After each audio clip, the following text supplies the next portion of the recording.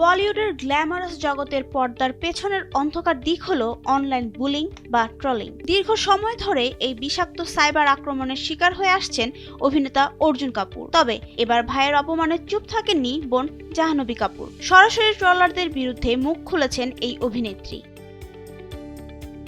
সম্প্রতি এক সাক্ষাৎকারে ধারাখ্যাত এই অভিনেত্রী স্পষ্ট জানিয়েছেন, ডিজিটাল যুগে ভিউ বা লাইক পাওয়ার নেশায় মানুষ নীতিনৈতিকতা বিসর্জন দিচ্ছে। তার মতে, পাবলিক ফিগারদের আক্রমণ করা এখন সস্তা প্রচারের হাতিয়ার হয়ে দাঁড়িয়েছে। জাহ্নবী বলেন, সোশ্যাল মিডিয়ায় ক্লিকবেট বাড়ানোর জন্য আমাদের সহজ লক্ষ্যবস্তু বানানো হয়। এটি কোনো ব্যক্তিগত ক্ষোভ নয়, বরং কেবল দৃষ্টি আকর্ষণের নোংরা খেলা। অর্জুন কাপুরের অভিনয় দক্ষতা এবং ব্যক্তিগত জীবন নিয়ে গত কয়েক মাস ধরে সামাজিক যোগাযোগ মাধ্যমে তীব্র নেতিবাচকতা দেখা গেছে। এমনকি অর্জুনের মা মোনা কাপুরের জন্মবার্ষিকীতে দেওয়া আবেগঘন পোস্টেও কটু মন্তব্য করতে ছাড়েনি নেটিজেনরা।